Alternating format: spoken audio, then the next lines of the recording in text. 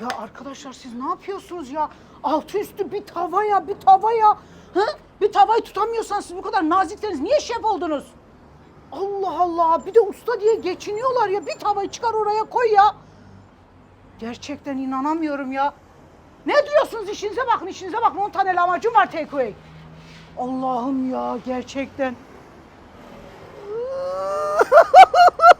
Ne oldu kızım? Ne oldu kızım? Baba Ne yandım oldu? baba. Ne oldu kızım? Baba Ne yandım oldu? baba, Ne tavayı oldu? tuttum Sakin, baba, sakin. yandım baba. Kızım tamam, bez vardı. Bezle niye tutmadın Baba kızım? hava atayım dedim, yandım kime baba, ambulans. atacaksın? Kızım, Baba ne yapalım? ambulans, baba ambulans, baba Tamam hastaneye kızım, gidelim. sakin. Baba Kızım, hastaneye tamam, gidelim. Tamam, gel seni eczaneye götüreyim kızım. Baba Hadi, hastaneye götür, hadi, eczaneye kızım, hadi, götür.